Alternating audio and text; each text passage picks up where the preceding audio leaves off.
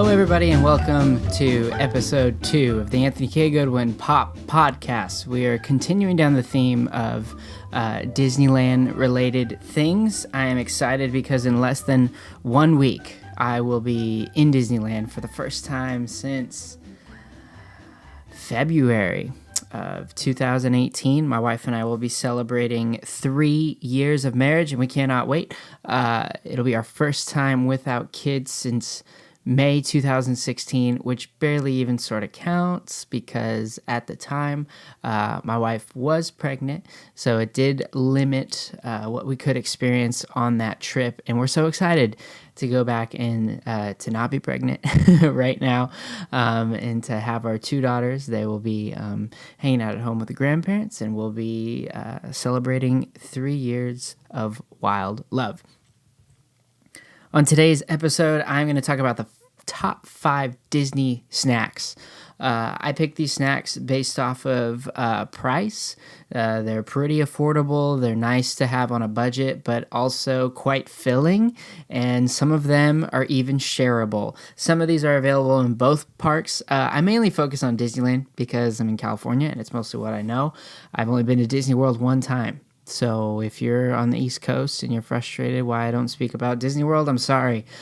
I'm just not as informed. And if you happen to be on the West Coast and you're frustrated because you're not getting your facts about that, I'm sorry again as well. I'm only going to speak about what I know about. So here we go, talking about top 5 Disney snacks to get at Disneyland as well as California Adventure.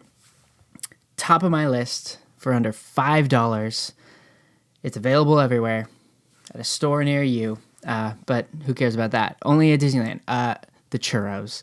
The churros are absolutely fantastic. I think they used to be, they were probably like $1 at one point, but the cheapest I can remember them being is like $3.75. I think they're probably pretty close to $5 now. I'll be able to tell you that next week, probably, because I'll be there. So I'll know for sure. You can follow me on Twitter, and I'll tweet about it, at AnthonyKGoodwin. But the churro carts are just everywhere. I like classic the most. My wife and I watch some YouTube channels of some people that try out all the new food that's always available at Disneyland. I know there's a lot of seasonal stuff right now. They've got a s'mores flavor. One time Lauren and I had tried that, and we weren't too wild about it. But I've seen a new version of it that I'm excited to try. It has like, the one we had was like a graham churro with like marshmallow and chocolate sauce, and like that was it, and it just felt kind of dry and like, cool, you got more of my money, Disney, go figure. But now it has like graham and chocolate to it, and it's just a marshmallow sauce, I think. So I will confirm that in a week, but that's a good one. They have original, they have strawberry, cheesecake, fruity pebbles, and they also have Buzz's churro cart. I think it's called Senor Buzz's churro cart. I will check that out with all the new Pixar stuff going on. Can't wait to see that as well. But a churro, it's a great one. You're in a rush. You got $5. You feel like eating something that's sweet but also filling. I don't know if I'd share it. I'd rate it pretty low on the share level. Like, this is mostly like a, hey, I'm excited about this. Second on my top 5 Disney snack list is the jalapeno cheese pretzel. Oh, if you don't know what this is, you need to educate yourself. The one for sure place that I know that you can get it at is at the Gibson Girl. Nope, that's ice cream. You can get it at Coke Corner, which is like 4 shops down. It's on Main Street in Disney, and it is so delicious. They're also available in Disney California, just outside of the theater. I don't remember the name of the theater, but where the Frozen play happens, used to be Aladdin, right there. There's a cart, and they have the jalapeno cheddar filled pretzel. So it's a pretzel filled with jalapeno cheese. It is very good. Again, it's under $5 or maybe $5.25. You might want to have a single with your Abraham Lincoln, but it's really good because you don't have to like dip it in anything, because I think they have a regular pretzel and then you can buy cheese for another $3 or whatever, or you can just get the jalapeno cheddar filled pretzel, and it's very delicious. It's great to snack on the go. I would rate it like on a scale of 1 to 5 of shareability at like maybe a 1 or a 2, not a complete 0 as I would the churro probably. You'd be like, oh, this is good. Here, friend or spouse or significant other, whoever this is, try this, and then you'll give a little bit. But the rest is totally meant for you. Kind of clean, comes prepackaged, it's nice.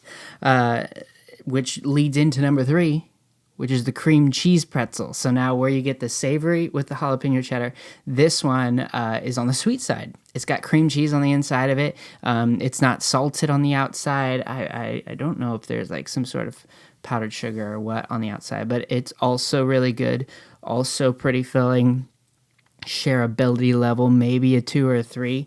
You might find it too sweet and be like, this is confusing having a sweet pretzel like this, and so you'll be more apt to maybe share that one. But again, another great deal. Should be just under $5 or just over, but it's a good one to get on the go when you're running on the park. I haven't ran into it in Disney California, but again, same location on Main Street. In Disneyland at Coke Corner. Coke Corner. I think there's a reason that Coke is the partner of Disney and not Pepsi. That's another conversation for another day. Number 4 on the list. It's later in the day. You're pretty hungry. You need a little bit more than a pretzel. You need a little bit more than a churro. But you also don't want to sit down and spend $25 on something. I recommend, sir or madam, the clam chowder sourdough bowl soup. It's delicious. I feel like it's very filling. The shareability might be, again, like a 2 or a 3, because once you start getting down to the end of that soup and then you start working on the sourdough bowl roll, you might start sharing that. I know that when my wife sometimes get it, I end up eating most of the bowl because I'm like, man, I'm still hungry. So I will eat hers, and that is what I see is $11.49 at the Royal Street Veranda, which is in New Orleans, and Pacific Wharf Cafe in Disney, California. I haven't gotten it there, but it makes sense because they got the Ghirardellis and the bread tour. If you don't know about the bread tour, you could take that tour and you get a free little piece of bread at the end of it. It's a good one, and that's free. But again, for under $15, you get something that's pretty good for one person, and potentially you could share it between 2 pretty well. And the 5th one, so the hard thing about this one is that I haven't had it yet at its new location. The lobster nachos used to be at the Cove Bar, which was upstairs from Ariel's Grotto on the back side. You would look over the water at Disney California, and you'd have California Screaming going on underneath you. It was just like really cool and kind of like under the radar. So like 4, how many years ago? Man, 2012 would have been my first time being to the Cove Bar and having the lobster nachos, and it's just been a staple of mine and Lauren's trips ever since we've been dating and getting to know one another. It used to be cheaper because it's considered an appetizer. I think we would get it for like $15 or $16, and it was totally good for 2 to 3 people. Absolutely. Just think of nachos, cheese, cilantro, salsa, some onions. I even think there were beans on it, maybe olives. Might have gotten those removed. But then for your meat, it's lobster. It's delicious, and it was very inexpensive and great for 2 people to hit the part of the day where you're like, well, time to eat, but you don't want to spend $25 per person, so you'd be able to do a plate of lobster nachos. But now I will experience it next week and be able to speak on it a little bit better, but the lobster nachos are still in the same location, but now it's called Lamplight Lounge. Same location, right behind where Ariel's Grotto was, upstairs, overlooking the water. It just has a new name to go with everything Pixar that's going on in DCA. And now, though, the plate is $20. And I'm not going to lie, That's not going to stop us from getting it on this trip, but it does almost disqualify it from this top 5 Disney snacks list. But I kept it on there because it is really good. And still, even $20 for 2 people, that's not too bad. Because, like, what's a turkey leg? Like $10 or something? And that's just for one person. Maybe you could share that as well. It's just a little bit more messy, not as easy on the go. It's like the lobster nacho is like a nice marriage between like on the go, gotta grab a snack, trying to save money sort of scale. So that's why I kept it. Honorable mentions. My friends, Caleb and Kristen, wait 1 second. Oh, geez. Recommendations that they made were, ready for this? Dole Pineapple Whip. That's Pineapple Whip? That doesn't feel right. Dole Pineapple.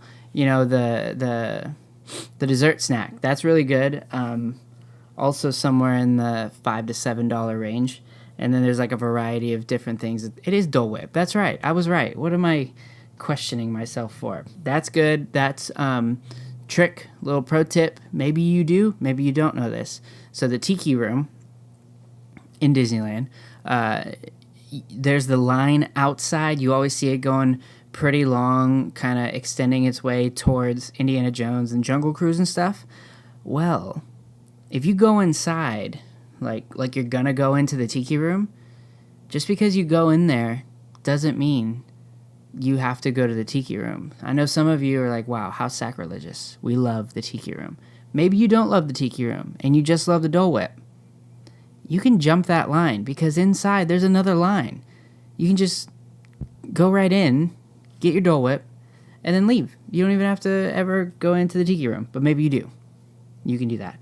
No problem. Tiki Room. Okay, another thing that he mentioned is the cobbler shake at the grill next to Soarin' Over the World.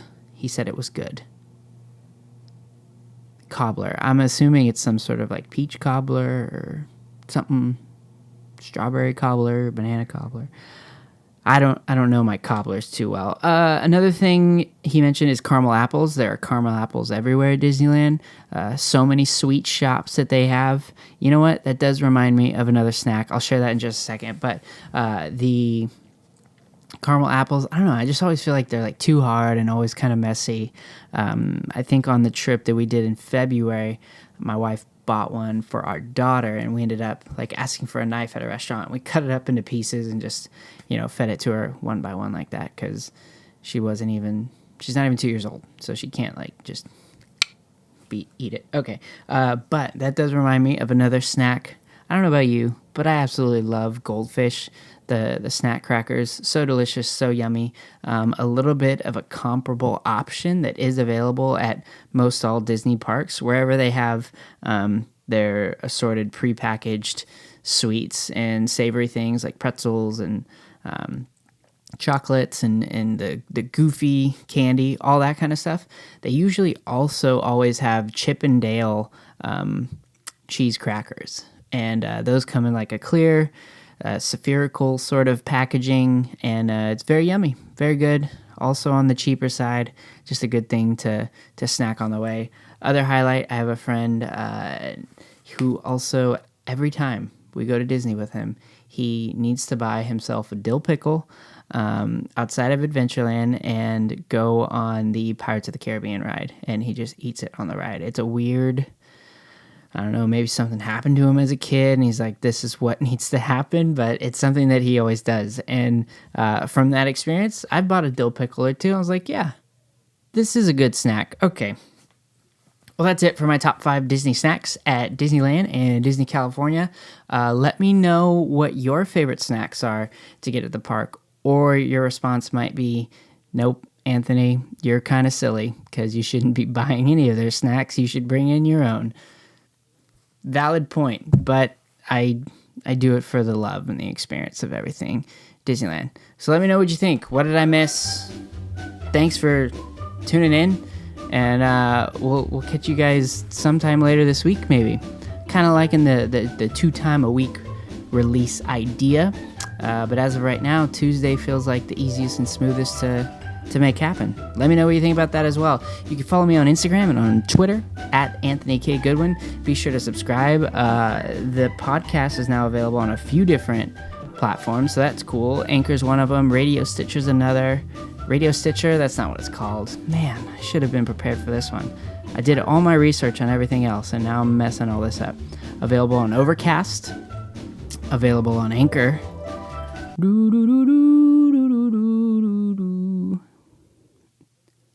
Dang, it's on Spotify now, guys. This is huge. I didn't even know that until right now. Okay, it's available on Anchor, Google Podcasts, Spotify, Breaker, Pocket Casts, Radio Public, and Stitcher. I don't know what I gotta do to get onto the Apple podcast platform, but I'm gonna keep trying my best to get there. Again, that is Google Podcasts, Spotify, Breaker, Pocket Casts, Radio Public, Stitcher, and I'm also posting this on YouTube, so there's a chance that you're even watching this. Wherever you're tuning in, thank you. Appreciate it so much. Feel free to also tweet me any ideas that you have for me to accomplish on this next Disney trip that my wife and I are taking for our 3rd year anniversary. Hey, love you guys, and remember, life's fun. Bye.